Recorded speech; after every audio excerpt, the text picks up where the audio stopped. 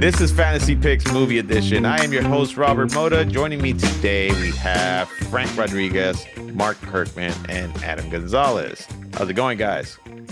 We're good. Going well. Awesome. Great. Also, just to let everybody know out there, you can actually reach us on Apple Podcasts, Spotify, or whatever podcast app of your choice. We are also on YouTube Podcasts, so if you subscribe, that helps our show very much. And if you leave any messages or any feedbacks that, on what you think of the show, that would be great. Today's subject, of course, is going to be Indiana Jones and the Dial of Destiny. I'm going to start with this because, I don't know, Indiana Jones for me, when I first saw Indiana Jones, Raiders of the Lost Ark, it was something that was unbelievable. One, two, I saw it when I was young, and it's because I saw, of course, Star Wars, and I was a big Harrison Ford fan. And of course, I wanted to see everything that he did. I saw Blade Runner. I saw all these things. Anything Harrison Ford would start in, I would definitely go see it. And so I went to see this, and I didn't know what to expect, except that it was probably one of the best action movies I have ever seen in my life. It was fun. It was a lot of fun. It had the Harrison Ford charm that he always has, great stunts, great visual effects for its time, of course, because at the time we were at that infancy of special effects. And I just loved the entire world that it was in. The fact that we got something that George Lucas, of course, did with a movie that he grew up with, and he actually, wanted to put out there, those serialized movies, Right. shows from the old 40s and 50s and things like that. That was actually pretty amazing. And he just wanted to do something like that and show us what, he could bring. And of course, Harrison Ford made that character what it is. And then from that point on, movies like Temple of Doom and The Last Crusade, those are movies that were just fantastic. Of course, he did Crystal Skull. I was And just then gonna say you left out the best one. Yeah, and then he came out. Then he came out with this. But other than that, I mean, I would say, yeah, the Indiana Jones make a huge impact. For as me as a fan. What did you guys? I mean, what do you guys think of the Indiana Jones franchise in general? Start I'll with you, go. Frank. I'll go. Of course, I was same as you. Went to go see Raiders of the Lost Ark in the movies. Uh, you know, it was blown away by it because growing up, I watched some of those old serials like Flash Gordon and Captain Cody and stuff like that. So I was aware of those types of shows, where they're basically, cut up into those little things. Of course, by that time, I'm not watching them the way you do in the theater. They basically cut them together and you're seeing everything all at once. But I could just imagine what it must have been like to go to a movie theater, watch like this one little episode and be like, okay, I'll have to come back next week to see the rest of it. I was really into it. I was like, yo, give me Harrison Ford with a whip, a gun, fedora. Dude pulls a sword on him. What does he do? Just looks at him and goes, "Come on, bang!" That's the end of that. You know. So I was looking forward to any sequels that came out. And when you do like uh Temple of Doom, and then you watch, The Last Crusade, I for many, many years did not see Crystal Skull. I had no idea how bad it was until like one day I was like, all right, let me go ahead and watch this. It's on like sci-fi or some stupid shit like that. And I was like watching going, what in the flying fuck is this? Anyway, Wow. but this one, yeah, I got some notes on this one for sure. And what about you, Adam? So I never got the privilege of seeing the first two movies in the theater. It was only until like when the third one came out that I actually Right. saw it in the theater. Um, but obviously I did see them on good old VHS Right. beforehand. And I don't know. It was definitely like the first of its kind. Like it was like, just, the desert, the pyramids, the exploration, the adventure. It was just all there. And then I don't know, something about like the whip that was just cool. Like it made it cool to have a whip, So I mean, now obviously fast forward, and then you have Crystal Skull. Oh, goody. I think if it wasn't an Indiana Jones movie, it could have been something like the idea would have been really cool, but it was just such a big jump from like what his adventures were established. Oh, there we go, Mark. Yeah, You know yeah. what his adventures were established, and then you go like super heavy alien sci-fi. Which, listen, I love alien sci-fi movies. Like that's one of my favorite genres. But it was hard. It was hard to visually see those two things together, you know. And obviously we'll go deeper into this movie, but it was, Oh, yeah. I don't know, it was almost a repeat, but not really. But I don't know. I mean, but just the character in general. I mean, with the third one, that would have been a really good just send off, just to keep it that way. Like I think that's where they left it at, like going off Right. into the sunset. But Hollywood has to squeeze more juice out of that rag, and that juice might have been expired. So Oh, yeah. Yeah, just a little. I would say. What's your take on this, Mark? Well, like you, I grew up on these particular movies. I saw Raiders of the Lost Ark in the theater. I had to cover my eyes during the whole melting face scene and scared the living crap out of me as a little kid. Because Really? yeah, Okay. uh, uh, our old friend Alec Rosado, who worked with us at one point, he and I went to go see it when they re-released it in theater. I said, "Hold Right. my hand, it's melting. I'm gonna be afraid." He started laughing. He goes, "How many times have you seen this movie since then?" It's like, dude. But I did see Temple of Doom. My sister and my brother-in-law took me premiere week, and it was in New Jersey too, because we came from Staten Island. But they had that whole grand premiere thing, and I loved it. I saw The Last Crusade with a friend of mine in '89. We were, and obviously seniors in high school. So we were like, oh, okay, let's go see it. And it was a great send off. And I thought the first three films were perfect as they were. And then they released Indiana Jones and the Crystal Skull, and I was looking forward to it. And I was like, oh, okay. We got that movie, and I was like, oh my God, it fell so short. And I wanted more. It wasn't the legendary Indy we knew from the first three films. And I'm like, oh, George Lucas had to play with his Star Wars toys in this, and I didn't like that aspect. I wanted to have that feel of history and ancestry in it. And then we get this movie, which they did, but you figure with James Mangold, it would have been great.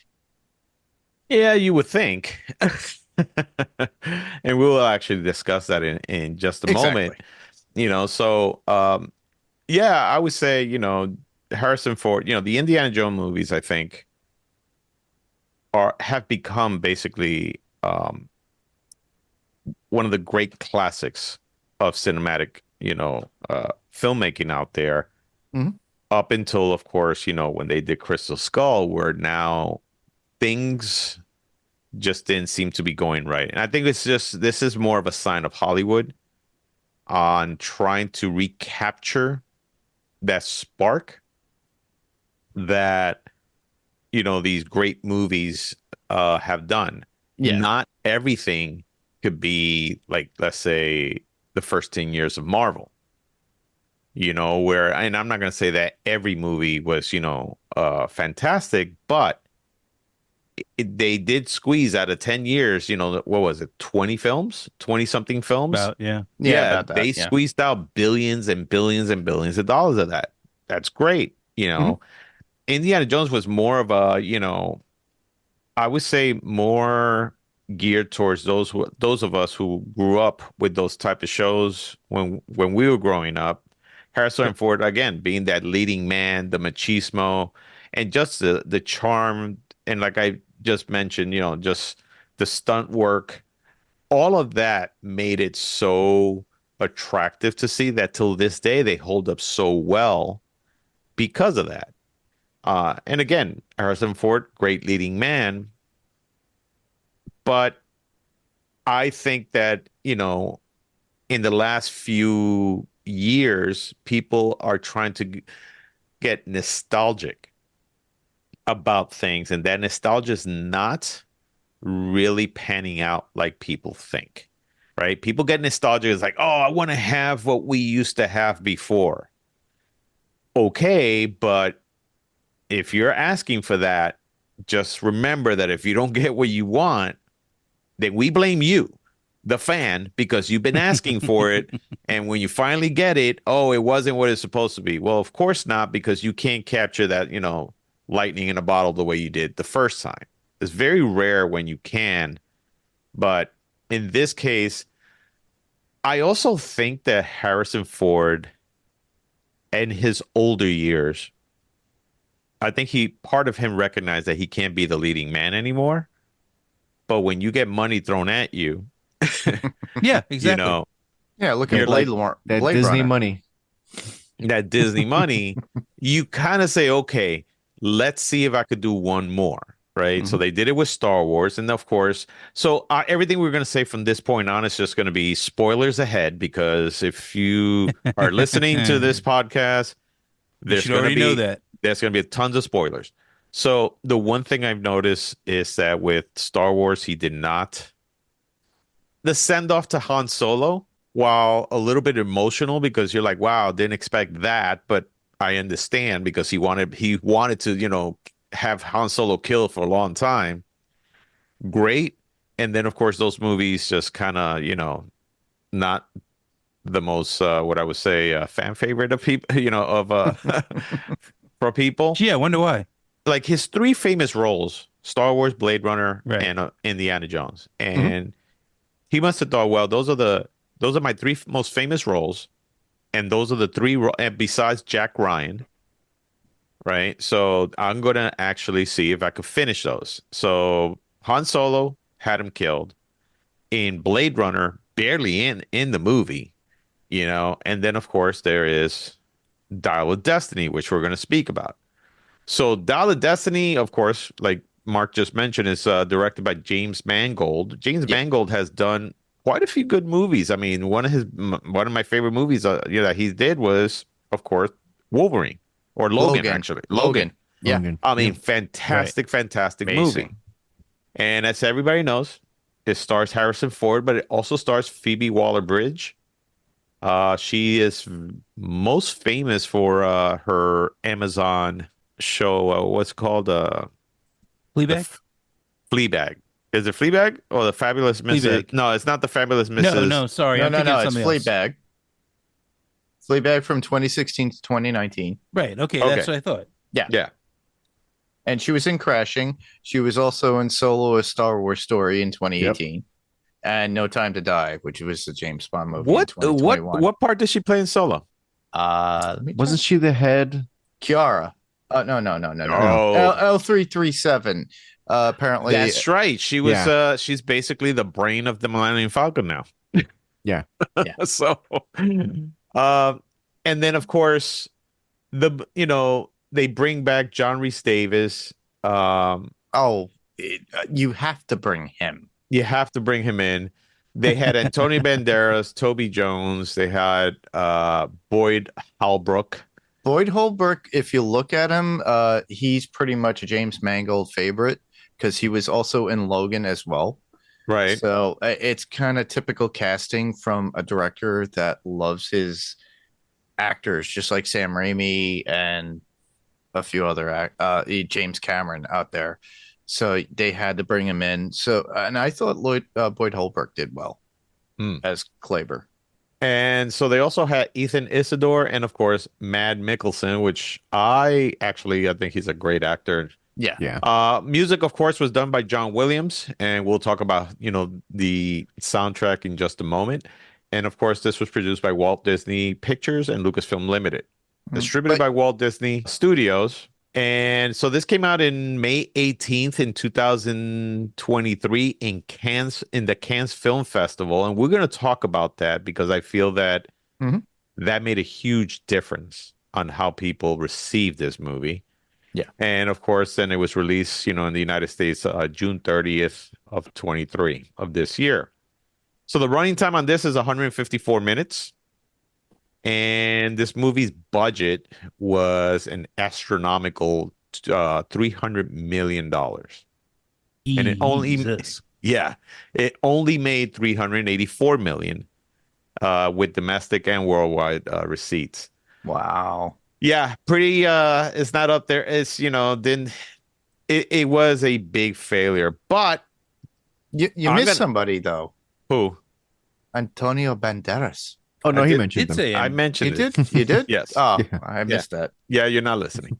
I'm not listening. Sorry, everybody. So, Frank, let us know Yo. what this movie's about. Indiana Jones and the Dial of Destiny is a 2023 action-adventure film directed by James Mangold. The movie is the fifth and final installment in the Indiana Jones film series and the sequel to Indiana Jones and the Kingdom of the Crystal Skull.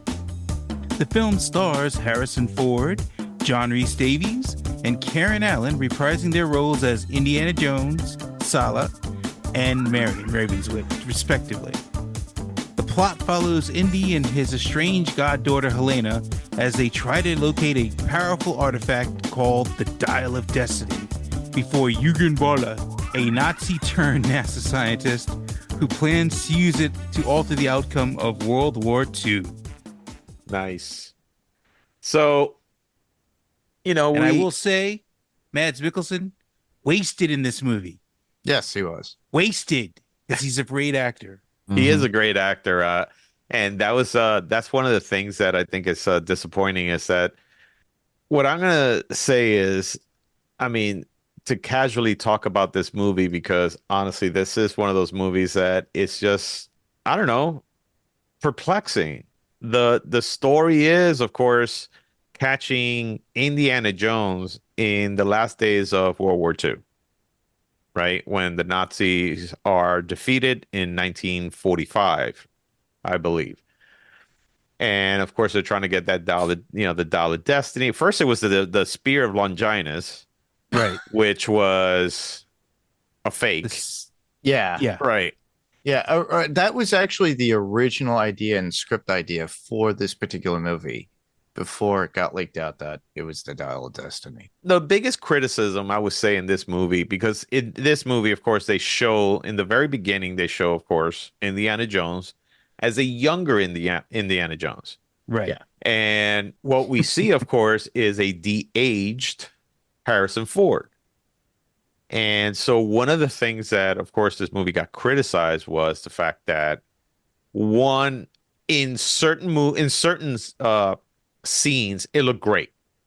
Yes. Like Harrison Yeah. Ford looked fantastic. Yeah. In other scenes, all of a sudden Not so much. you could tell that it was CG. Right? So it kind of threw people off. There were people that were like, "Oh, that definitely looked like CG." And I think that them having, if they wouldn't not have shown that in the trailers that they were going to turn him young, then that could have been a great surprise. Oh, yeah. But I think what happened was that they wanted to count on that. It's like, oh, look, it's a young Indiana Jones. You're not going to just see an old guy. Right. And I think the visual effects worked against this movie so much. And I'm a person that I think that visual effects done the right way, they work. Yeah. We had a conversation about Godzilla and Godzilla -1, which I'm not going to try to have here. But the thing is that, there's just certain CG that works and certain CG that doesn't work. That is true. And this was one that is kind of like, it worked in some spots, it didn't work in others. And the one thing that I feel that that got missed here is the fact that in the older Indiana Jones movies, before CG was a big thing, those practical effects, those practical stunts really made you feel like, holy crap, this is real. Oh yeah, the truck Right? scene in Raiders. You know, you see, you see somebody like Tom Cruise that even till this day, he's doing some real stuff, Hmm. right? Yeah. But here, you could kind of tell that it's like, oh, okay, you know, they're using probably the volume, which I think everybody out there knows already what the volume is. And it's just, you know, it took me out of it. I just couldn't believe it. Like it just, and then of course, I think all of you can agree, they decided to leave Harrison Ford's gruff voice of an old man. Because listen, Harrison Ford now is 80 is 80 years old. Yes. And as an 80-year-old man, you know, anybody's voice changes once you start getting into that age. Oh yeah. Right. But for people who actually saw all the other three movies, you know, and not only the other three movies, but have followed Harrison Ford for most of his career, Mm-hmm. you know what he sounds like. And I don't understand why they just did not use some kind of like, you know, like they did with like, I would say, what was it? James Earl Jones, where they Yes. used his voice. I think it was in the Ben Kenobi, the Obi-Wan show. This Correct. show, yeah. Yeah, they used it there, and it sounded like James Earl Jones. So they could have used some kind of some kind of AI or something. But did you get the 4K Blu-ray with the documentaries Of what? of this particular movie? No, I have not yet. Okay, well, there's a documentary in there, and Harrison actually speaks about it, how he wanted to use his own voice, and he had to. There's certain points where you could hear him in a higher register from his early days, so he had Right. to train himself. But there are times within the movie or certain scenes during the flashbacks where you could tell it's yeah. So he's still in that lower register, but you would think with him understanding that he would have allowed that to happen with manipulation. But I think it was more of his call and his input within the movie itself.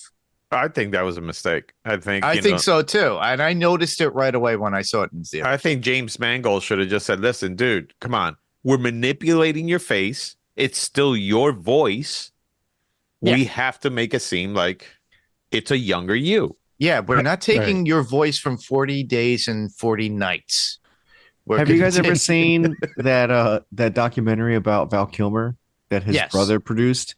Yes. In that movie, That was there's actually a voiceover that's of actually Val Kilmer. That's his son.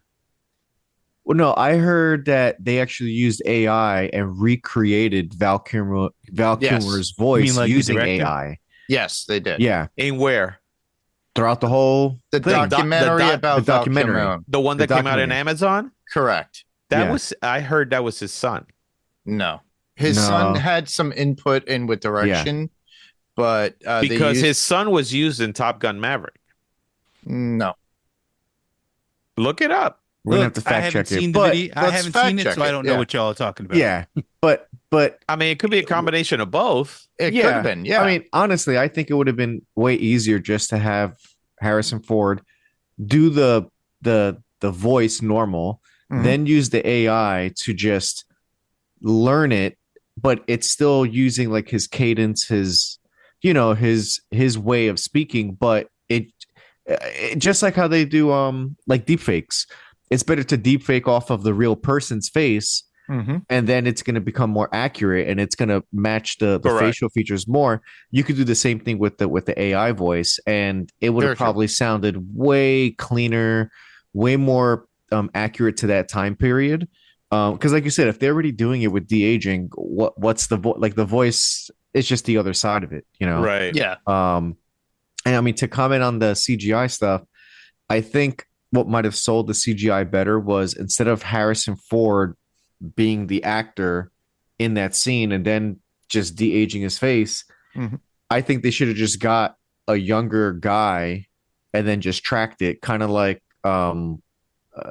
because what happens is the way he's even moving around doesn't look like a younger guy is moving around. He's a little Yeah, more stiff, that is he's a little true. more Yeah, hunched, you know. yeah. So I think that helps not sell the CGI, and it's all little stuff. It's never usually like one big thing, but I think that was probably part of it. Just the way he moves around. And if you compare it to one of the first movies, you can tell like if this was to be from the same time period, physically they don't look like they're carrying themselves, the same way. That is correct. Yeah, you could hire somebody from Universal Studios when they do the Indiana Jones stunt show because they have to get the same movements. Yep. And get that actor in there. The stunt man, I mentioned it before we started recording, had those real life rubber masks that they use in practical jokes online that you see now.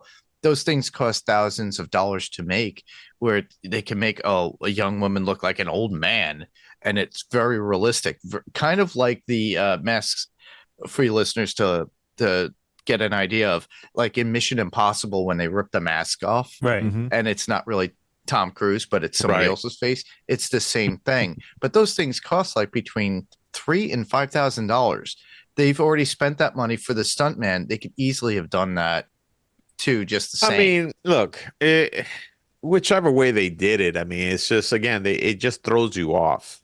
Yeah. The fact that his voice just sounds so rough and old on on a middle-aged or before middle age, Indiana Jones, where, you're like, wait a minute, but if I just watched, let's say I just finished watching Last Crusade, right? There are Nazis there, so let's say, okay, Last Crusade, boom.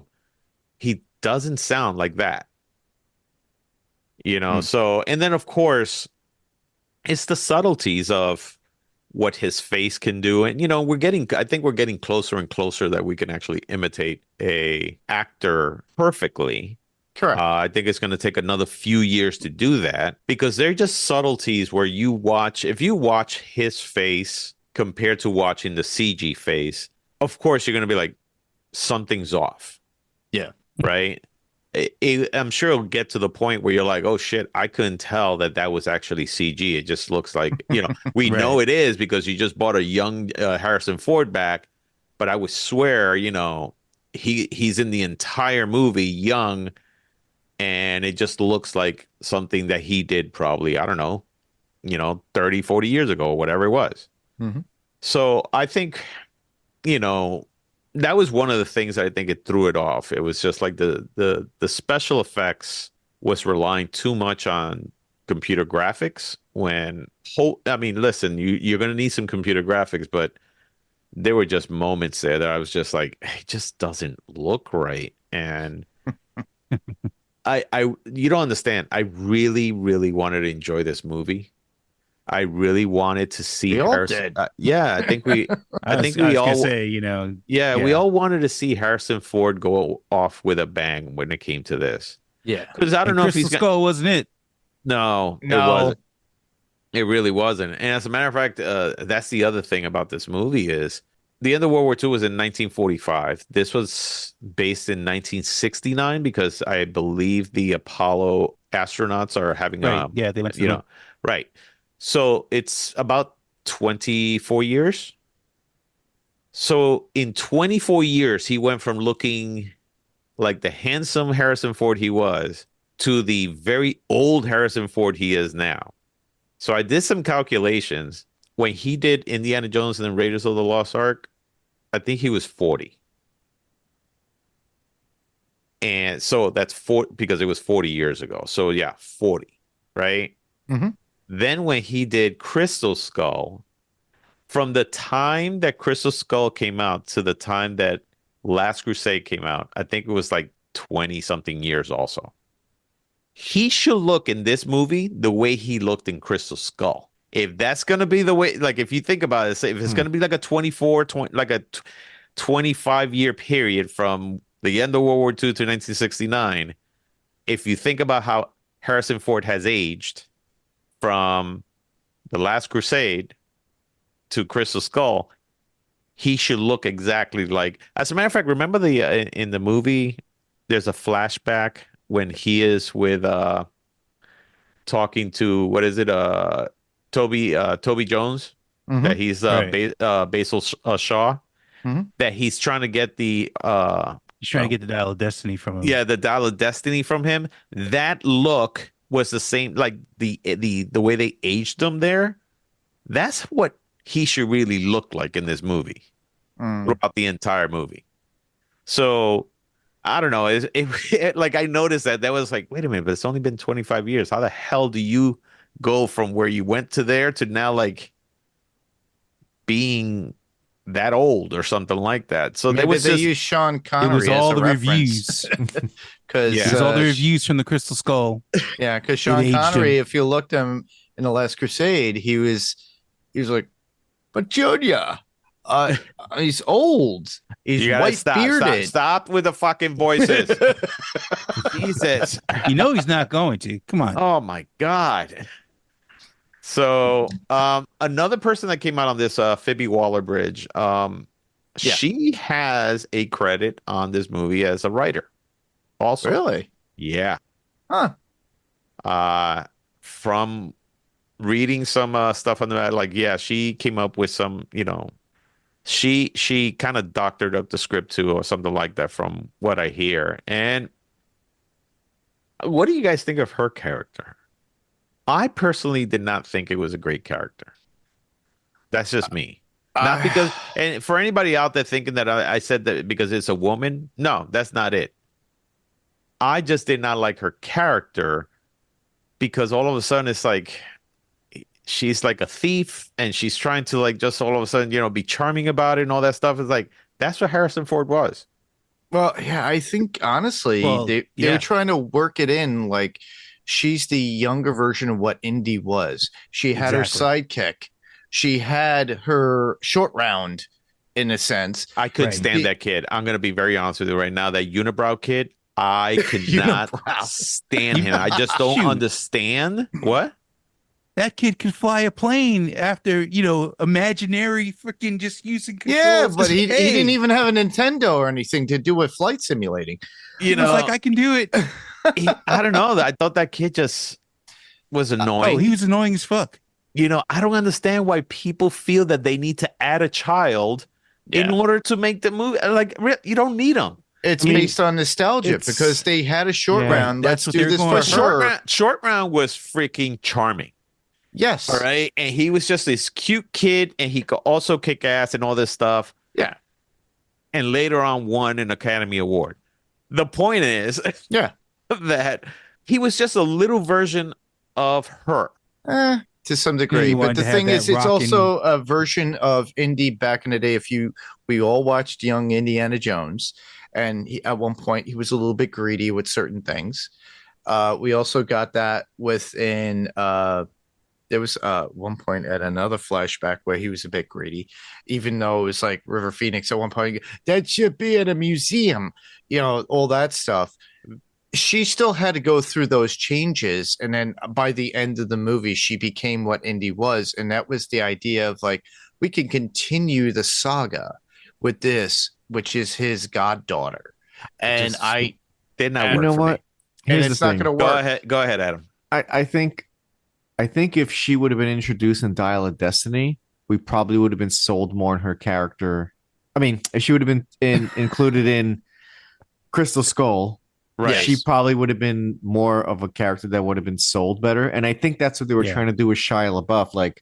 Like honestly, I could really see him as a Indiana Jones replacement, which I think that was the setup. I think that's what they were going for. Like originally, his son, that's what Crystal Skull was. Like he had the look, he had the gumption, the attitude. But of course that never came to fruition. I don't know, man. I was just gonna say I don't know about the look. I will argue about that because his character was annoying too in Crystal Skull. Now at the same time, he was of a different era, different generation, so it's gonna have to appease to like that level, but that's the thing. Like, if they would have just maybe brought him back for this movie, maybe we would have gotten the next level of like how much are you like your father, how different you're like your father, and how are you going to carry the torch. They had to start all over again with the goddaughter, and that's the closest thing you're going to have that's not your direct bloodline to carry the torch. So they were starting all over again. Like it didn't work at all in the last movie. They tried to make it work again in this movie with the same formula, by the way. Like this is almost the same formula as the last movie. Yeah. Almost to a Here's T. where Yeah. I feel like her introduction in Crystal Skull could have worked. Okay. Okay. Somewhere around the middle of the movie when they're like trying to find Ox or whatever the hell his name, Oxley. Yeah. Mhm. She comes in the jungle, shoots Shia LaBeouf in the head. Okay. And then we cut out the whole story about going to Vietnam and getting killed and everything like that. This is why you're not a dies there. filmmaker, right? Yeah. And then she takes over, that would have probably been a better way to go. Frank, we call No. that a plot twist in the movie industry. What snuff films are you watching, dude? Yeah. Well, come on, man. I think if Shia LaBeouf didn't talk shit about Steven Spielberg, that probably would have happened. Yes. Where they would have bought him back, but he actually burnt his bridges there. Yeah, that's And- the That's what reason he why does. that And they whole made write-off. and they made sure that he could never come back because they killed him off. Like when I heard they killed off, I was like, wow, they really don't want him back No. Yeah. at all. He ruined his career in Hollywood at one point, and it's hard to come back from. Yeah, so I would say the next person, Mad Mikkelsen, I think did a great job at that. And I was actually also looking at his de-aging compared to the way think about this, his de-aging 25 years later, he looked like a person that would age probably 25 years later. Progressively. Yeah. Progressively. Yeah. In the flashback, I know that probably Indiana Jones was older than him on that flashback, Yes. but holy shit, so Big difference. Yeah, I got big you. difference. But yeah, no, I think it, I don't know. For me, I just think that this is a movie that missed the mark in a lot of things, so Antonio Banderas is another character that, Oh my God. man, Why? It was a Why throwaway even bother? character, honestly. It was just Why? No, something. he had a part. look, Antonio Banderas is actually a character actor that could work. Yeah. They did Reach and pull. That was his part of the movie. Reach, pull, so that the kid knew how to swim later on. And that meant Antonio's part wasn't wasted. yeah, I guess, because I Yeah. just know that I just feel like, and is Antonio Banderas just taking little parts here and there, just saying, listen, I'll take anything. Apparently, right? So, which kind of sucks. And then the biggest disappointment to me was John Rhys Davis having him in the film, and then he wants to go off with Indiana Jones, and you think, shit, this is going to be great. And he goes, no, Yeah. you stay here. Which And that's it. sucks. And it Yeah. sucked. I was like, come on, guys. Bring What's us going Sala. on there? We want Sala back. We haven't really seen him in an adventure since Raiders. Yep, Yeah. that's true. So the one thing that that's really cool is that they did bring Karen Allen back as Marion. Right. Yes. And in the movie, of course, Karen or Marion Ravenwood is estranged from Indiana Jones because, of course, Divorce. they're What not- dying. That's they're not divorced. They're separated. Like separated. Yeah, because but of he gets served divorce papers, though. He does get served he had those, divorce yeah, papers, but it was all because she was still grieving about, Mutt dying, and that actually destroyed their marriage. Correct. And then, of course, they have this cutesy little part in the end, that, the same scene of Marion trying to kiss Right. all the There's not parts. all- Yeah.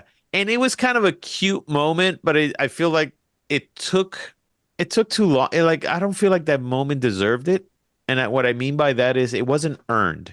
I think, honestly, another tragic thing about this movie is that you didn't use Karen Allen yeah, in exactly. this movie longer Yeah. in order to get to that point where you could go, oh, yes, these two, because maybe bringing her in and being part of the adventure towards the end or whatever it is, or in the middle, could actually go, all right, she doesn't want to be with him. He wants to be with her, but he somehow wins her over like he always does.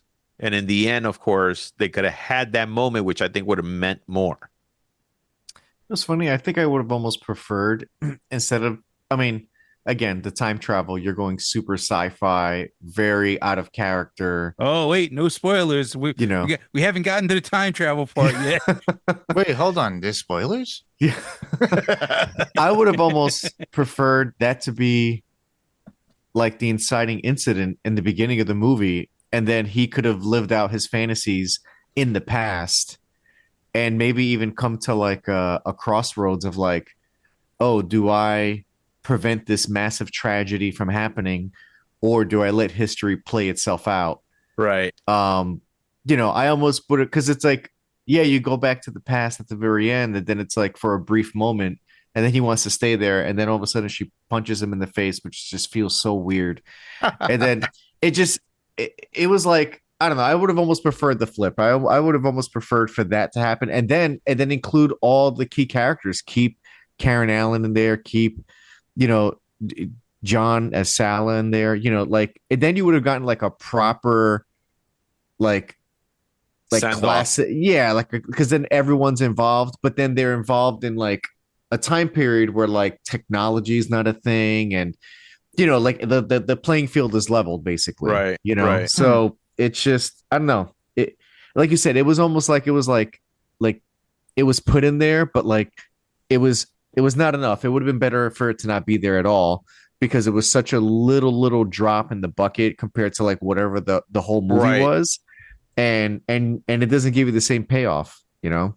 No, exactly. And I think also, again, I think the whole time travel thing, just like the alien thing in Crystal Skull, Yeah.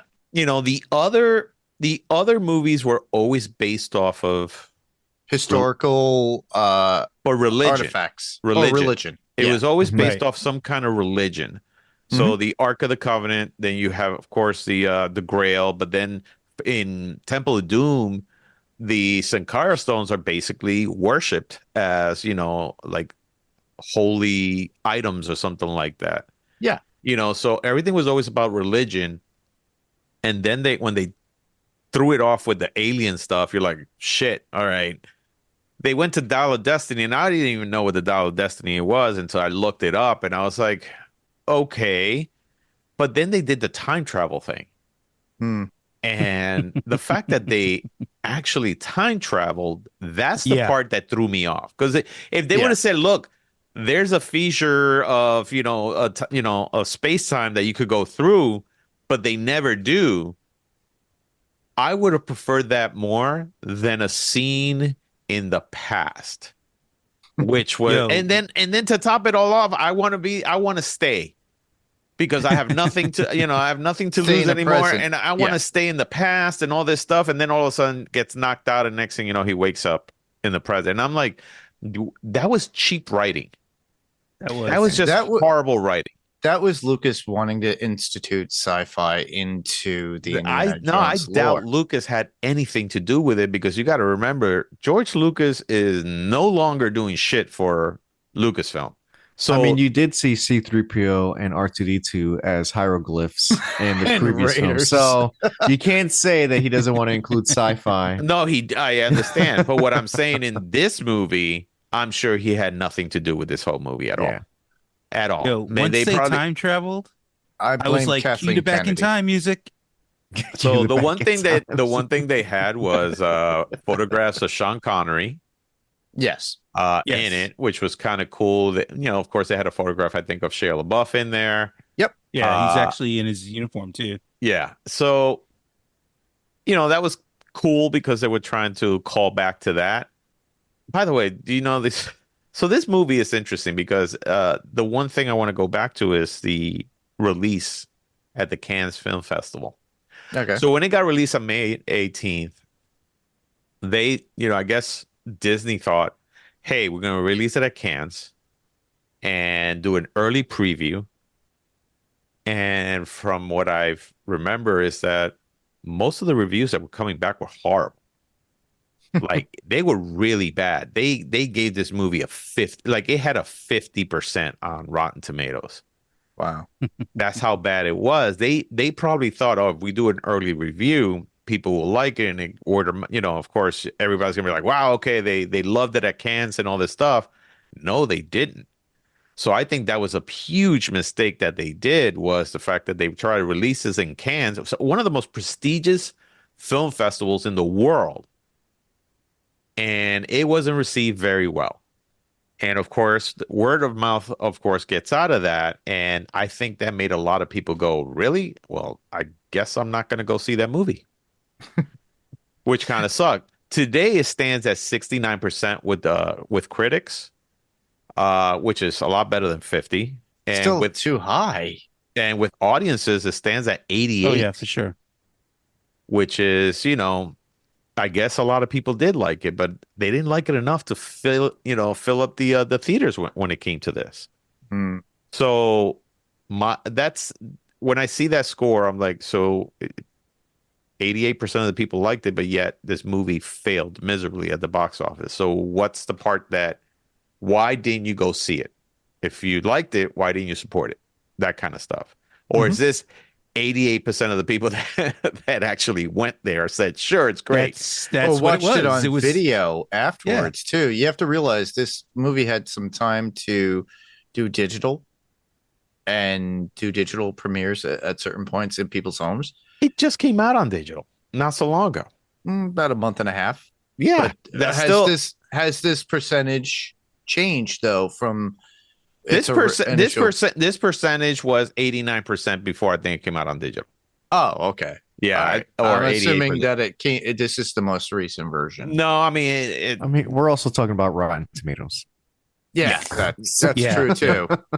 And how many people are they using as a test subject? Yeah. Well, Metacritic gives it, I think, if I'm not mistaken, like a 60% or something like that. But, yeah. So, guys, I think we talked about what were our expectations when this movie first came out. Yeah, I know that for me, it was more of, we finally we could get vindication for Crystal Skull.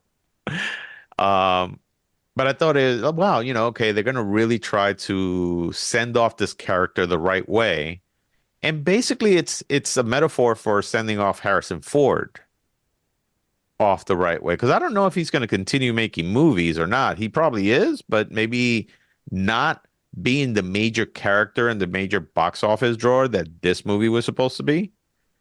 That was my expectation of this movie. Of course. They sent it off all right. Right. So sent it off a cliff. Wow. But I mean, what was when you heard of the movie coming out, what was your thought? It's like, oh, what did you think you were going to expect out of this? Guys? Anybody? I don't care. I mean, I didn't expect much, honestly. Yeah, same. No. Same. After Crystal Skull. Like I said, I didn't see Crystal Skull for a really long time. And then I was like, this is a piece of shit. Fuck this movie. I never want to fucking see it again. And if they make another one, I probably won't watch it. And I didn't watch this one in the theater at all. I waited till it came out on Disney Plus, and I was like, all right, we're going to do a podcast about it. I guess I have to watch it. But tell us how you really feel. Oh, hang on. Let's see. Hold on. Did you get Grumpy that old man Venmo? Indy? Let's start there. Okay. Grumpy old man Indy go into the door with a bat. Like, hey, turn that fucking music down. You know what I mean? Yeah. Like all the stereotypes. You're Indiana Jones. Come out there with a whip, except that the neighbor was black, and that probably wouldn't have went over real well. But anyway. Wow. Wow. Oh, damn, And that's dude. That's today's podcast. We'd like to thank you guys for taking it out. And I'll be changing my name legally. And see you later. Well, that's the conclusion of Fantasy Picks Movie Edition. I want to thank everybody for joining me on this little If you have thing. any bad feedback, please send it to Frank Rodriguez. Wow. But Frank, you kind of have a point. I didn't even think of it that way. now that you mention it, exactly. Now I can't unsee that. Wow, grumpy old men with Indiana Jones.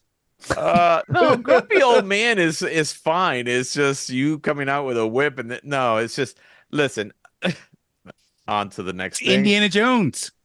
Yeah, but Okay, all right. Look, I think it's okay to show, and I understand where Harrison Ford was saying on some of his interviews, saying that, oh, it's okay. He wanted to show an Indiana Jones at the last part of his years. Where's he Yeah. at now and stuff like that. Yeah. I just think they didn't go about it the right way. I think that part, yes, I think that would have been a great part of Indiana Jones is not the person that he used to be. Yeah. But and of course the grumpy old part, I didn't mind that part. I mind it because they kept letting him run. Well, I think that the way they could have kept it and left it in, so they portrayed it properly. Man of his years, who's a professor, he sees the changes. He's not getting flirted with the girls with "I love you" under their over their Right. eyelids. He's not being like, "Oh, he's the hunky dory." Now everybody's falling asleep in his classes. It's like, oh, I'll just spoon feed it to you and give you exactly what you need for the test. So blah blah blah blah. And I didn't mind that part. You know why? Because we are being basically reminded of, hey, the professor from Indiana Jones, from Raiders of the Lost Ark, which, like you said, yeah, the girls were all like, wooing over. Yeah. Let's face it, very good looking man, very rugged, doing the man thing. And then you see him now and you're like, wow, that's not the Indiana Jones that I remember. And that actually was that was kind of heartfelt to me, because I was like, wow, because you see it like in reality, I see two things. One, the character. Correct. Doing, kind of in his last days or whatever, his last part or last his years. retirement. His it was the last retirement, right? Day. He got his watch. But I also see the actor, Clock. the Not a actor watch. itself, Harrison Ford itself, yes, not being what he used to be, and what I used to go to the movies for. Yeah. And that part, that's why I was hoping that this movie would kind of like, be a nice bookend to his movie career, the character itself, all those things. That was like, wow, what a send off that was. Yeah, that particular scene worked well, I thought, and I thought that was perfect, especially with him like handing the clock to some guy on the street, a homeless guy, and then later on with the gunshots and everything else, and him going to the police and then taking the horse. It's old school Indy where he's taking a horse. Yeah, but that's the part that I was like, okay, now we're jumping the shark here now. It's like, I'm going to take the horse and I'm going to now, I was just like, all right, stop. There's a few jump the shark moments in this particular really movie. Bad freaking CGI. Yeah. Yeah. The bomb in the very beginning, which was interesting. The bomb? Yeah. On when the train? he's what? You're talking about in the train? You talking about on the train? I'm was it on the train? I remember there being something that was dropped and it was through several levels and he was waiting for it to come through and explode. I don't recall that. Okay. Does anybody recall that? I don't. Hang on. Let me check my notes. No, was it? What you talking about when he's hanging from the noose? I think so. About that part? Yeah, and then something came through. Oh, you're talking about in the beginning with the flashback. The flashback, the bomb, the bomb from the from a bomber that came through the tower. Yeah, you're right. Correct. Right, Yeah. but that's the young version of him. I'm talking about. But even still, that's also a jumping the shark moment at certain points. It's typical indie, but that was a little bit. Yeah, I mean, his stuff has gotten a little more fantastical as these movies has gone. But they're like people, you have people who's like, hey, what if we did this? That sounds like a good idea. It's like, no, stop. Yeah, let's try to base it off reality a little, because when you see Raiders, he is basically trying to avoid traps or get out of traps. Mm-hmm. He's getting his ass whooped. And the only thing that really is fantastical in that movie is the arc itself. Correct. Right. Same thing, I believe, with Last Crusade. Mm-hmm. Everything seems kind of normal or things that could happen in the real world, with the exception, of course, of the Grail and, And the bringing back, Shankara stones. yeah, And yeah. all those things, The are ancient knight who is still alive, right, exactly. Oh, But yeah. in this case, it's like, hey, we're going to, like you said, throw a bomb, he's still going to be alive. He's going to jump off a train into the ocean. He's still going to be fine. Gonna put himself in a Uh, refrigerator and survive a nuclear attack.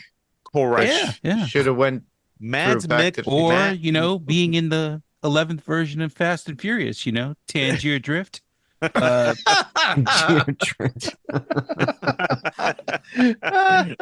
Family. I was like, that was the Fast and Furious fucking sequel I always never knew I needed.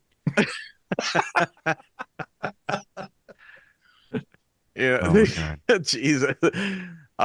There was another thing in there, and just threw me off, man. Well, the point is that there's just been kind of like a lot of things that just they went way too far with, that you're like, no, you don't need to do all that.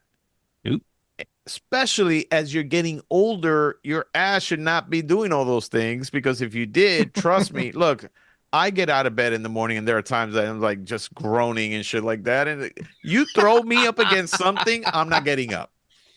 And the funny thing is, the one time that he mentions it's hilarious, because when he's trying to climb up to the crack in the mountains, he's like, I'm asking myself, what am I doing up here 40 feet in the air with a bad shoulder? And Right. That I thought was funny. They could have literally made somebody else a focus, and he was the Marcus Brody. But that's what they're trying to do. Well, we'll get to the fan casting of this in just a moment. No. Or the I'm just saying that in this particular movie, but right. Yeah. But And then those biggest things, the things that he's seen, and he still doesn't believe in magic, right? He's saying it's all science, every part of it.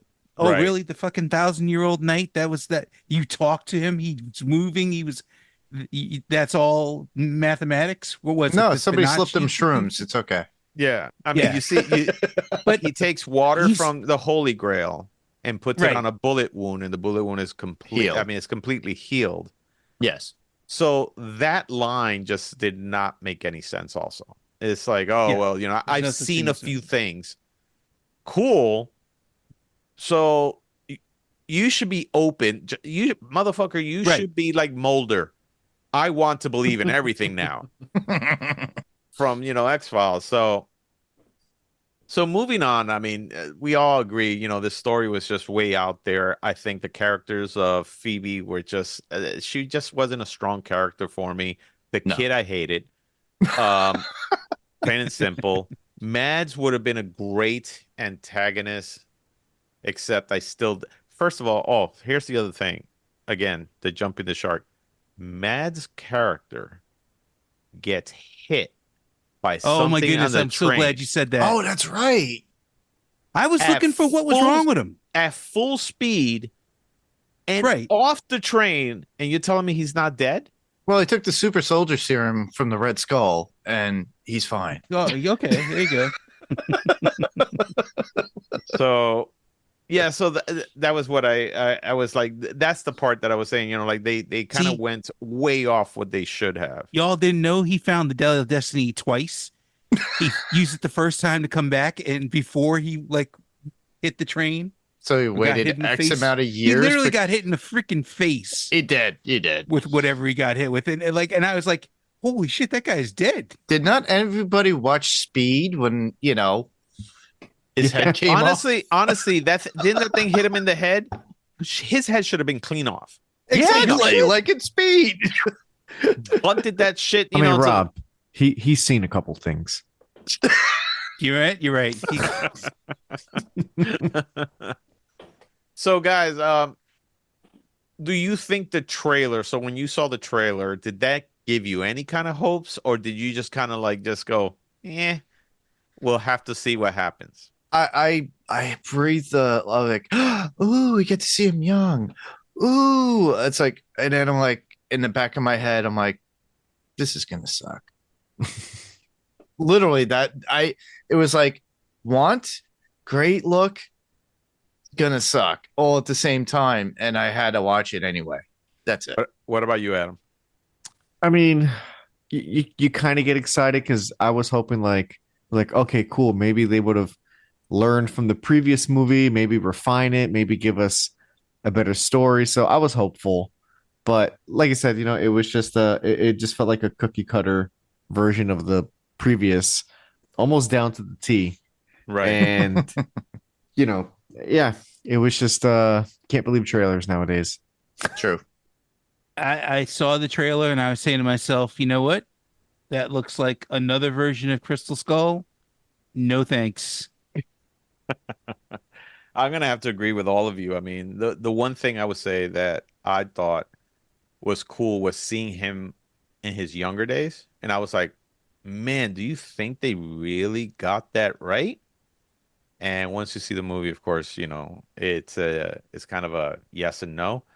It's unfortunate that because of everything that's been happening in Hollywood, we did not look at this movie as, wow, I'm anticipating this great movie and it looks great and everything. We're just like, is this gonna suck like everything else that sucked this year? And of course, Cannes Film Festival did not help that, at all. So here's another thing. So I have to mention this because it's an important part of the marketing.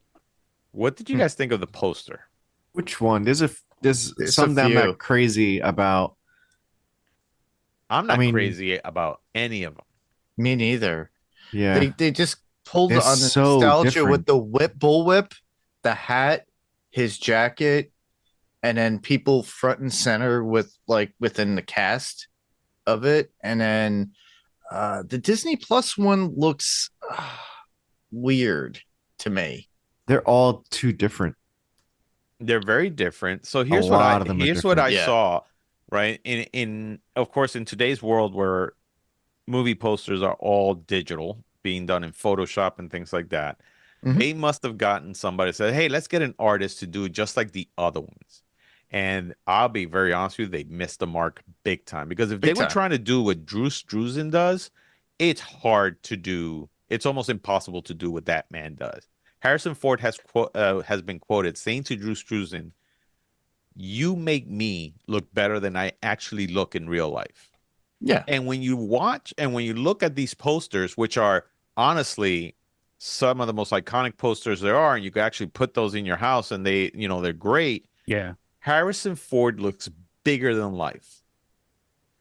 And he looks heroic. He looks handsome. But the story also tells you, I mean, the poster also tells you kind of a story of what's going on. Everything looks great. The composition is great. Just the way that this poster was trying to do the same thing I think that Drew Struzan does, and it did it hard. First of all, Harrison Ford looks horrible. If Drew Struzan would have done, I think, this movie poster, he would have made him at least look more handsome or something like, even though, Harrison Ford's in his 80s, but made him look more dashing, I think, and more heroic. And instead, he Yeah. looks like a confused old man on the poster, which I think is sad. And Yeah, the one it is thing I true. really hate that they do nowadays is like, hey, movies coming out and there's an ensemble cast. We're going to make a poster with each character. I don't care. That doesn't do anything for me. Give me the main poster, make me excited about it and stuff like that. As soon as I saw this poster, I said, oh, they even got this wrong, which was, I thought, sad. I don't know what you guys think about that. There's a really good Lego one. So, bottom line, of course, did this live up to the original Indiana Jones franchise? No. No. Next question. I ain't even gonna Next answer. question. No. Right. So I think that's just a question I had to ask because, with any franchise, did it live up Oh, to you might have to ask, but I sure as hell don't have to answer. Yeah. So yeah, I mean, you asked the question because you're like, well, did it live up to the legacy of what it was? And you're like, nah, kind of went out with a whimper instead of going out with a bang. And that's how I feel about it. So Like, it's not even something where you could take and watch. Let's say you watched all 5 movies, right? Mhm. You'd start off with, Raiders of the Lost Ark. You work your way into Temple of Doom. and then The Last Crusade, and you'd be like, if you've never seen the movies before, right? You'd be like, holy shit, this has been fantastic. Let's move on to the next one. And it would just be like, what did happen here? Because the tone, everything. I mean, if you could already just get past the jumping in the refrigerator and surviving the nuclear blast, which happens very early in freaking the Crystal Skull, Yeah. you'd just be sitting there like, what a tonal shift. What happened? Granted, Right. movies are made by different people. That happens. We know that. But you can still have a movie that has a similar tone made by another person. Mhm. Perfect example is Star Wars versus Empire Strikes Back. Empire Strikes Back is the better of the two. They're still good movies, and they're made by different people, but the tone of the movies is consistent. Yeah. Whereas this one, it's all over the place once you get past the first three. And I would say that unlike, like Star Wars and stuff like that, as you saw Star Wars and then you saw Empire, and then when Return of Right. the Jedi came out, that was fantastic because of course it carried the basically the same characters and the same tone, but now you got something bigger and better. More ships, more bad guys. Now you got a war, you got another, war going on, whatever. It just made it like, wow, that was fantastic. You left the theater going, awesome way to end Star Wars, right? Or so we thought at that time, but awesome way to end Star Wars. On this one, I just thought, and when you think about, like you were just saying, if you were to watch all of these at the same time, one right after the other, and you never watched them before, you do notice that, whoa, what the hell happened? Marvel movies, if you watch Iron Man, and then let's say Right. you have you can brave 20 movies. When you get to that last movie, which is Endgame, you're like, holy I crap. did it. That is a hell. If Marvel stopped right there, you go, holy shit, they did fantastic. But again, Disney machines wants to, squeeze the shit out of everything. And well, we know where we're at nowadays. What's the running time? Do you think the running time on this too much? Yeah, about 45 minutes. 2.5 hours, man. Yeah, it should have been like 50 minutes cut. Yeah. And a little bit more fast paced. The missing element, honestly, I think, even though Kingdom of the Crystal Skull was done and directed by Spielberg, I think this one missed out on the idea of Spielberg's input. Well, And it had Steven Spielberg's input. The problem was that this movie, Steven Spielberg decided that he did not want to make this movie because he wanted to pass it along to the next generation. Yeah.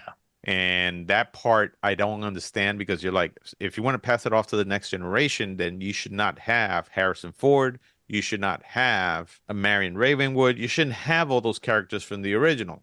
You should have finished it with characters that that can now carry on either the story of Indiana Jones within somebody else. Fine. Oh, I guess But I didn't see it that way. I sort of like he bowed out. I think that's I think another big miss in this movie is I think Steven Spielberg should have finished his fucking movie. Yeah, same here. You know what? I think they should have just treated this, and they should do this with a lot of legacy characters in movies, is treat it like 007.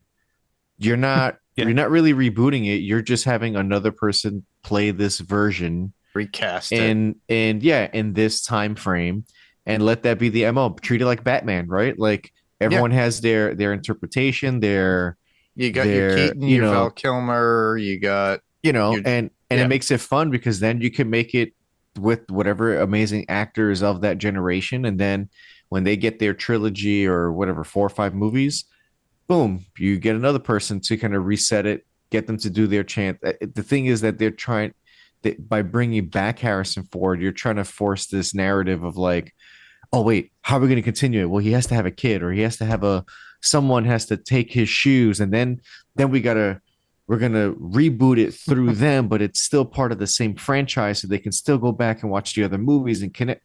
And they still it's too have convoluted. yeah, and you It's guys still have the original Indy is what it is. People Yeah. could not let go of Harrison Ford. yeah. Now, let's say if they decided, all right, we're going to recast Indy, but put it in a different time period. Let's say the 50s Mm-hmm. or late 40s and make Chris Pratt now Indiana Jones. That could work still, Yeah. but it would be for a new generation. We as fans, Mhm. we ruined that. And let me tell you why. We Because want. yeah, we want. Harrison Ford playing Han Solo, you cannot picture him or picture anybody else doing that role. And when we got that, that movie failed. Oh, it did. Big time. Oh, Right? yeah. I think So- it failed because of when it came out, not so much of the movie. I think the release date was a very weird timing. I don't know. It came out in the time that a Star Wars anything never came out in that time frame. Usually, Star Wars is peak summer or Christmas, and didn't this one come out like in? I don't know. It was like some weird time. I forgot what it was, but it wasn't in a normal time that frame. movie has its own problems, which we'll probably do on Right. another podcast. But Yeah. you know, so but we saw that. We also saw that. We also, you know, hey, Harrison Ford is Rick Decker. Nobody else can be Rick Decker, right? Yeah. Harrison Ford is Indiana Jones. You cannot picture anybody else being Indiana Jones. And as I've said before, I think what needs to happen is say, listen, that's it for this story. And if we want to revive this story again, we're going to have to do it not in a year or two, because again, you have stockholders, you have all these people that are all they're thinking about, when can I get my money? All right, I have an addition to my house I need to fucking make. But instead say, hey, you know what? We're going to put this aside. We're going to let about 10 years pass, maybe 15. Who knows? Well, that's how much time passed between Crystal Skull and this Dial of Destiny. It was like 15 years. Right. And say, hey, we're rebooting the entire franchise. Because guess what? When Star Trek was rebooted with J.J. Abrams, that was a huge success. A lot of people was like, how do you replace, Leonard Nimoy? How do you replace William Shatner? How do you replace all that? Well, guess what? They did it the right way. They Yep. made the movie fun, and it was a success, right? Somehow they need to let this one die. Don't continue the same. Don't say, oh, now Phoebe is the one that's going to continue the whole thing. No, throw away that character. Throw away this entire world. It's been done. Yeah. Wait another 10 years and say Indiana Jones is coming back, but now we're going to do it differently with somebody else. Yeah, Yeah. they did a follow-up on Disney Plus for a similar movie that I love. It only spawned 2 sequels. I was always waiting for Nick Cage to come back. I loved National Treasure. Mhm. Oh, But yeah, I know you probably hate it. But It's okay. I think the first one's good. the first one's good. First one's good. The second one, and then they put out a Disney Plus special show. And that was garbage. And that was garbage because they kind of like went on the new generation of it, and they were trying to continue that saga with somebody new and fresh and young kids. Right. And it's like they should have just like rebooted the whole thing. Well, you got to remember that they did a show for Disney Plus. Right? Yes. So Yeah. they try to Disney it up the same thing the way they did with Willow. Oh, People God. were asking Oh, about my God. Willow. We want another Willow. Willow this and Willow that. And when we did, it's like, oh, never mind. You Yeah. should have just left it alone. So A lot of those properties have been pulled from Disney Plus too, by the way. So they're Yes. hard to come by now. So it's hard to find. and I hope they stay that way forever. That being said, was there anything about this movie so now we're going to get into the filmmaking part of it. Good. The cinematography on this, in certain parts I thought were great. Same here. Again, I think it Yeah. suffered from the whole volume thing, where you could tell that it was just a lot of CG. Mhm. But I now defer this to the to the filmmaker in the group. Adam. Anything on the cinematography that you could think of or that you were impressed with in this movie? I mean, everything was really clean looking, like I can't like fault that. The thing is, like you said, now that people who are aware of what the volume looks like now, and that was the thing I was afraid of when it first came out with Mandalorian. I knew something was different, but I didn't know what it was, but I knew it looked great. And I'm Right. like, man, that is definitely not green screen. It looks too clean. I was like, but you're getting the parallax, and then of course, once you find out what it was, the volume, I'm like, oh, this is great. But then now I know when it's being used. Yes. And and then at that time, and then when I do notice, I'm like, okay, why is it being used? Is it being used because they're trying to save time? They're trying to save money. They're just being cheap, or they're just being lazy. There's times to use it, and then there's times to not use it. And when you start mixing it with practical, and you're not matching up that with the volume, it can, for the untrained eye, it'll feel weird, and they don't know why it feels weird. 9 out of 10 times I can spot it, and then I'm just like, like you could have just shot this at this place. Like you, Yeah, you right. probably spent way so much money creating this digitally and probably doing all these reshoots, and you could have just got the real thing and then blended it with everything else.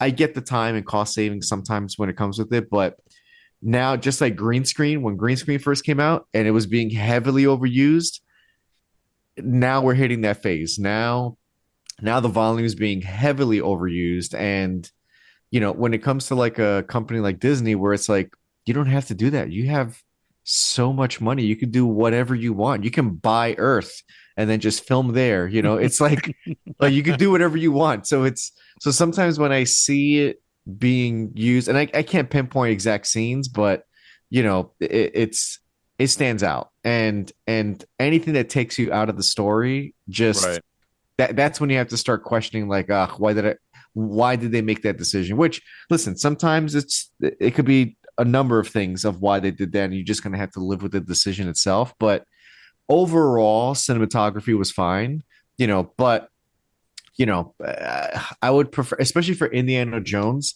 I would almost prefer 100% or as close to 100% real sets, because that's the type of guy he is, right? He's in pyramids. There's dirt, there's rain, there's all these, like, he's with the elements. And then when you just make it just digital, I don't know. And then, you know what? I'm sure it affects the performance of the actor as well. I'm sure when Right. they're not in a real environment, it's going to dictate a lot of things that, like I said, it's a lot of little things that add up. So Well, I think with the volume, when we first saw the volume, we saw it in a TV show, yeah, and we saw what we called, these fantastic worlds and these gigantic sets that look like a big set, but you're like, holy shit, they spend that much money in that environment. I understand, hey, we have a limited budget, but we want to make it seem big. But this movie was $300 million. exactly. There was no Right. reason for you to see, where the hell did the $300 million go to? Because come on, man. Mr. I mean, Ford's Tangier check. Drift, baby. Yeah. even if you paid him 50 million, let's say, that's $250 million for the rest. I think it was just, Producers. Kathleen Kennedy took 80. yeah, I'm sure. But that was the whole thing. Like, I thought the cinematography was great. It's just that, like you said, I think the volume, you could tell that this was heavily CG'd. And Which we get because that part in Rome or wherever they were, when like you couldn't do that, right? You couldn't just you could, but it would take a lot Ridley of Scott gymnastics will to be beg to able to get differ. it to where it looks really. Sorry, So Ridley- Ridley Scott would beg to differ. that's right. you're right. That's true.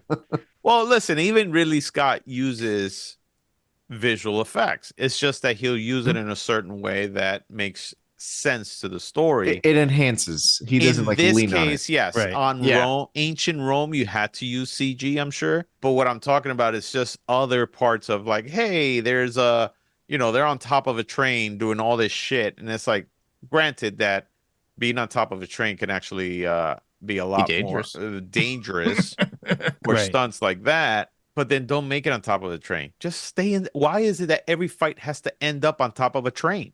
Just stay in the fucking train. Yeah. All right. I lived in New York City for a long time. Oh yeah, it was dangerous enough. It was dangerous enough. We would go inside. There were fights. There were all kinds of shit. Nobody ever ended up on top of the train. Yeah, All it's always in between the cars, like Between that cars, all that little stuff. piece that moved. Yeah, yeah. Just I got saying. stabbed. Really? Everybody Yeah, ends look. up on top of the train. So John Williams, being the maestro that he is, Yes. and the Indiana Jones theme has become one of the greatest soundtracks of all time. Every movie that he did in the series, so Raiders, Last Crusade, Temple of Doom, they all had the Raiders theme, that Indiana Jones sound, but they also have very specific tracks that made you know which movie you're watching. Mm-hmm. This particular movie had one special track, the track for Elena, which when you listen to it, it's a beautiful, beautiful, beautiful track. I will give it that much. Okay. The rest of the score Dull.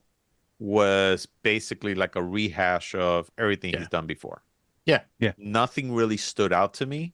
And as much as I worship this man as if he was the God himself, and you got to look, the man's 90 or 90 something. You got to admit, it's like, listen, he did enough. He did this whole score at 90. I'm probably going to be being fed through a tube or something like that. So this man has created, miracles almost when it comes to music. I just didn't think that it lived up to the like. If the soundtrack was great, I would have like, wow, you know what? The movie was not great, but that soundtrack, as always, John Williams knocked it out of the park. And that's just me. I don't know what you guys thought of it. I didn't think it was anything special. I mean, you're right. It's a mashup of, everything that's come before, and pretty much the only time that you really are thinking, wow, it's starting to pick up is whenever they're redoing the Indiana Jones theme. It's like, Yeah. there he does something special, and you're like, "Dun, dun, dun, dun," and you're like, oh shit, here we go. Yeah. And then it goes, It's almost like a cue for, the action's about to happen. It's like, yeah, we already know this is kind of redundant within these movies. We already know the cues, and there's only so much you could change. but that's where they got you, because here you got the cue, and then it just was like, what? Okay, but what they happened? could just easily just take those from the previous movies and just That's true. rehash it. And then he put in that one small snippet that Rob had stated, and then it'll work for one key scene, and that would be his contribution. All he did was do slight rewrites on the previous scores for particular scenes, so just to give a little bit more nuanced, and that's it. Right. It's not in a whole new original score, and just Right. then having the main theme of Indiana Jones itself that we all know. So I think what really bothers me again about this movie is that it just didn't close out people's career the right way. John Williams came out of retirement or decided, you know what? I will do, like, Star Wars was supposed to be his last one. So he did The Fablemans Oh. after Star Wars. I didn't see that And one. then, very good movie. And then he decided, you know what? That's my last movie. And then, of course, this last Indiana Jones movie. So he decided, I am going to come out of retirement to finish this movie. Here's again the other person that is supposed to go out with a bang. And don't get me wrong, John Williams at this point in his life, because I went to see him in concert, and Yeah. he is still, you got to help him to the podium or whatever it is, to get up there. But the man is still cranking out music and still loves to do this thing. I think that James Mangold did not utilize him the way Steven Spielberg would have utilized him the right way. And so that's why for me, this soundtrack is not like, if this was supposed to be his very last soundtrack, very last film that he was going to do, you would think this film's score would have been out of this world. And to me, it just didn't get there. So, and you guys say that you guys didn't think anything of it either. So very quickly, 5 things that you think worked in this movie. I'll start with you, Adam. I mean, just Harrison Ford playing Indiana Jones. I'll just make that number one. Right? I like Michael Madsen as oh no, Michael Madsen. Mads Nicholson. Mads Nicholson. I thought I wish we would have had more of him because he's just anytime he was on the screen, he stole it. I think his character was really good. I think Act One was really good. You know, it probably had a little bit of bumps, but I felt like it had potential to set up for something bigger. I think like if they probably would have spent more time and maybe gone a different direction and not go again the sci-fi route, I think we could have gotten an entirely different movie. So like the first act, I was in it. I was like, all right, I'm invested. Let's see where this goes. And yeah, it didn't go anywhere. You know, I mean, I don't know. I can't think of 2 other things, but I mean, it's just, you know, I guess the little fan moments were kind of good. I just wish they would have just expanded it a little bit more. You know, it's always nice to have it, but you know, but like I said, like it's almost like a good and a bad thing. Like it was cool that it happened, but then it also wasn't enough because it was just kind of like, oh wait, you know, we're losing the audience. Let's throw this in there. Right. And it was cool to see it, but then you're like, you know, yeah, I mean, and I guess the ending just because we got that cameo, but again, it was also not enough. So I don't know, it's bittersweet, my things that worked and what didn't work. I agree. I feel like the first part of the movie, when I first started watching it, and I was like, okay, we're going to start off with, you know, back in the war, a younger Indiana Jones. Granted, I didn't think that was going to be like the entire movie where that's the story that they're going to tell. But I felt like there was a point where they had a chance to tell a different story. Mhm. Like when he's going through and he finds out that the spear was a fake and pretty much all of the artifacts, which were supposed to be these really priceless artifacts, and they're all fakes. And you're like, oh, well, shit, why is that the case? What's going on? I felt like there were some. I kind of like that the villains were like really evil in this one. Like, there's a lot of people get shot. Yeah. There are like a lot of people who get shot in this movie, like just straight up. Like, in the college, they shoot the woman, they shoot the Yeah, that was a surprise. I did not expect that. Exactly right. It I was got like sitting there dark. like, whoa, Yeah. okay. That did. But that's makes sense because you're going into like the 60s, 70s, things are getting a little bit crazier. They tried to have set pieces and some of them like you see where the potential of it. You know, when he goes and he gets on the horse, but ultimately a lot of it just doesn't pay off.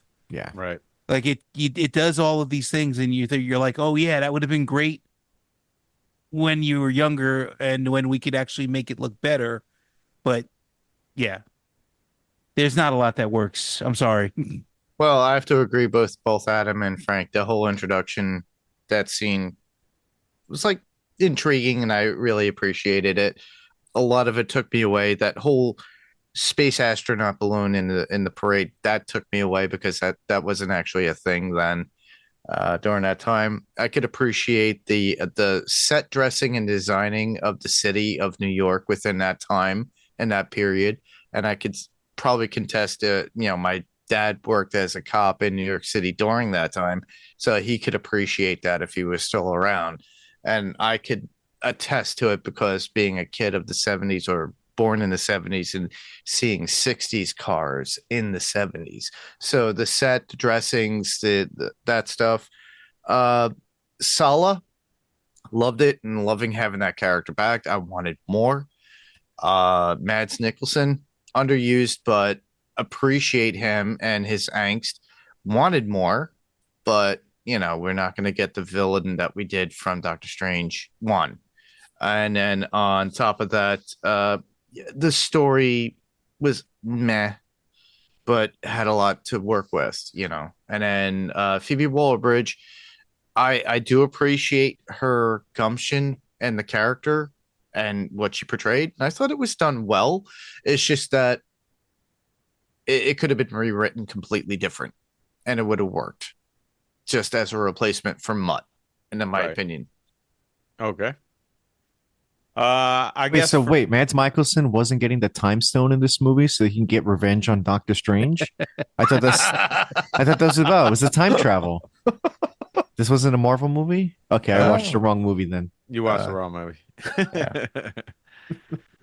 For me, I think it's going to be one that I like the fact that we went back to, World War II with Nazis and stuff like that. I think that's like the heart of Indiana Jones. What we've seen so far, besides Temple of Doom, has always been him fighting these Nazis, right? So that was a really cool thing to see again. So I think that part maybe developed a little better would have been better, but still really cool to go see that. I did like seeing Indiana Jones in his later, older years. What has become of Indiana Jones? What has become of this man that has seen so much throughout history and has been part of history? And that part that worked for me was when you see him in the subway sitting there. And my first thought is, if only people that were in that subway knew who this man was. This is a man that got the Ark of the Covenant. This is a man who had had the Holy Grail in his hands. This is a man who, at one point, even got Hitler's autograph because, Right. of him impersonating a Nazi officer. This is a man who freaking saw, okay, aliens or whatever it was. So those things, I mean, that part was very intriguing to me because I thought, oh, wow, that's really cool. Nobody knows who this man really is. And I thought that was really cool. Another thing I like seeing Marion come back, and like you said, seeing Sala also Yeah. come back. Those were great, and I wish we had more of That's like that. 5 minutes. Yeah, it's 5 minutes, but I wish we had more of that. So those are the little things that actually worked for me on that. Here's the thing I would say, if we had to recap, if we had to change the story, what would be your story? What would have been your Indiana Jones? In like 2 minutes, each of you, what do you think you would have come up with? I think there was there was a better chance in the movie to pivot to a different story around the time when he figures out that all of the items, all of these artifacts are fake. So you could have gone from that point, just basically saying like, okay, again, Hitler's supposedly lost the war, but what if there was some kind of plan that he had involving these fake artifacts and some other things that he found that were real? Like we know the Art of the Covenant has real power. What if Hitler had faked his death, found some kind of artifact that was really, really powerful, faked out the people who were against him to get on this train with all these fake artifacts and kill them all? Everybody who's against him, he just gets them all out of the way. And then he enacts this plan involving this artifact, again, not knowing what artifact it would be, but not what we have, not the Dial of Destiny, not even the Spear of Longinus or anything like that. Something that is really dangerous, something that's along the the Ark of the Covenant power, where he could have gone ahead and, yes, we're pretty much like, yeah, Hitler's beaten, it's all done. But then he comes back with this artifact and ends up where he not only nearly destroys the United States, but can only be stopped by Indiana Jones. You know what I'm saying? So something along those lines, where it's a for me, that would have been a much more interesting story.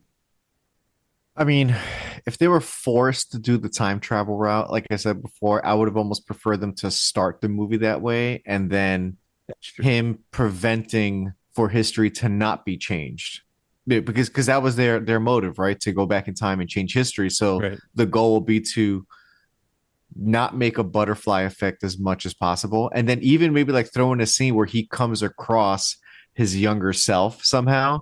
Maybe this took place in one of the original trilogies and you could have gotten some sort of cool like crossover and like, oh wow, like that's cool because I saw that in the first movie and they kind of like linked it with this one, almost like a full circle moment type of thing.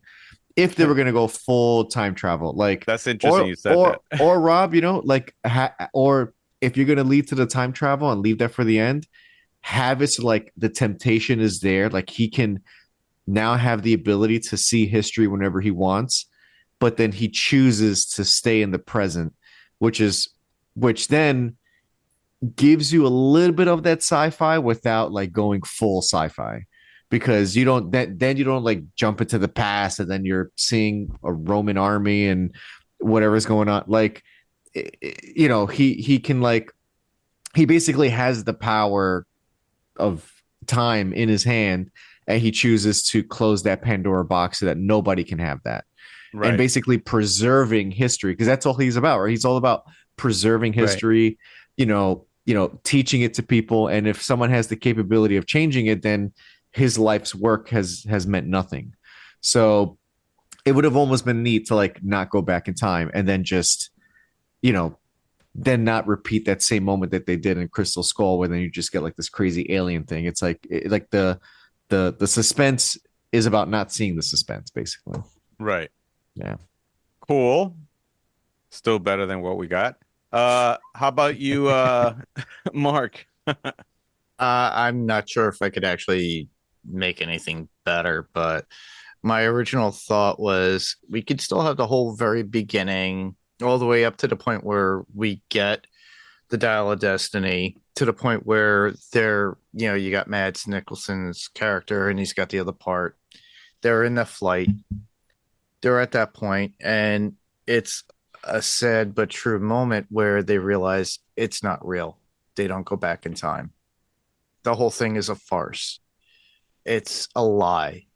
And Indy winds up dispatching his dispatchers in some way and saving the day, but realizing that certain things, because we've already gotten that whole thing from the very beginning with the Spear of Destiny, where he said it's a fake.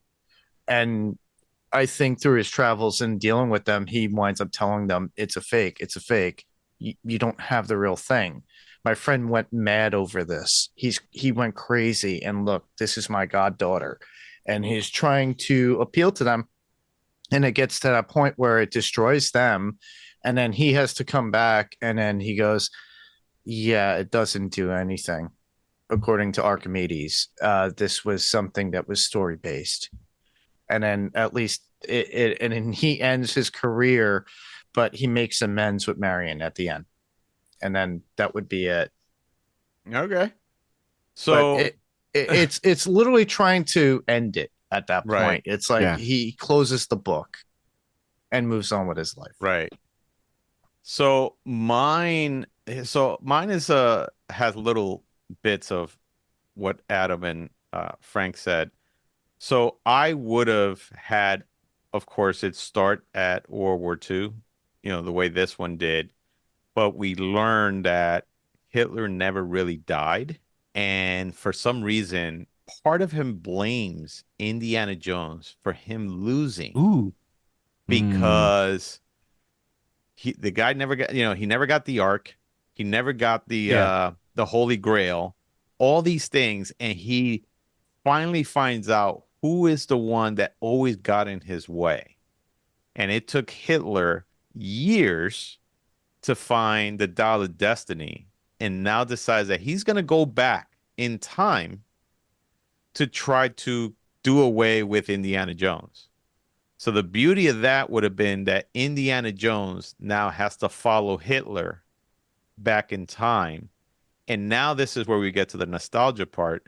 We like Adam was saying, we do see him in Raiders. We do see him in Temple of Doom and all those things where somehow he saves himself without the Indiana Jones of that time knowing that he was being saved by an older self of himself in the future. Right. I will also bring back Short Round, because if you are going to do nostalgia, you got to bring him back. You got to bring Marion back. You got to bring all these people back. Right. And that would have been a really cool way to try to like you kind of do the nostalgia thing of seeing all those things of why Indiana Jones always worked, and seeing him in his last adventure is he has to not save the world, he actually has to save himself, which I think would have been cool. And then by having Short Round in it, I think would have also brought back almost like that son that he did lose, because he always thought of Short Round like almost at some point it seemed like almost his son because he did care for him or something like that. So by seeing him, that would have been great. And maybe, that could, I think, that would have made everybody happy, especially the way what's the actor? Ki Kwan. He won it would have been a redemption. He won an Oscar. He had this redemption. You bring him back into Indiana Jones, that would have been fantastic. People would have lost their shit, but they didn't do any of that. But that would have been my take on it. Something like that where, as a matter of fact, maybe even Indiana Jones got lost in time and Marion Ravenwood has to go seek Short Round to help her find him in time or something like that. I don't know. It would have been better than what we got, but so or maybe bring Kate Capshaw back and saying, "Hey, forget that brunette." No, we're not gonna have cat fights. So, that's your thing, but yeah, that's basically our take, I think, on Indiana Jones and the Dial of Destiny, a movie that we all were hoping to have a better outcome and to kind of give us, again, that vindication of what we got from Crystal Skull, and it would have been a good way to send off that character, Harrison Ford, Steven Spielberg, John Williams, all these iconic people who started this journey. Would have been great to see them do something so grand and so big that we would have said, wow, what a way to really close out that story. Instead, we didn't get that. It was kind of I think a division with fans, with actual fans, big hardcore fans. I think there was a big division there. Most people liked it, I would say, but it just didn't make that money back, just like anything. And one thing that nostalgia lets us know is that not all nostalgic things are going to make money. A good example of that, The Flash. Even though they had Michael Keaton as the Batman there, it wasn't enough to make people go back to the theater and go, oh, I got to go watch Michael Keaton be Batman again. So I just wish that Hollywood kind of just said, hey, let's try to start making original stuff and let's stop taking these franchises that were working so great and in people's minds, just, there's a special part in their hearts for it, and squeezing everything out of it that you get to the point where you're like, yeah, I'm done with that. And that's the part that, I don't think Hollywood will get ever. But yeah, I want to thank everybody for tuning in and listening to us do our little podcast here. And if you guys want to catch us, or if you guys want, any feedback or anything like that, you can always write to us at Fantasy Picks Movie Edition. And one thing that we will ask you is if you have any friends that you think that would like the podcast, definitely, let them know about us, and hopefully they could enjoy the stuff that we put out. Other than that, my name is Robert, and I want to thank Mark, I want to thank Adam, and I want to thank Frank for coming on the podcast. And I want to thank you guys for listening. So thank you, and have a great night.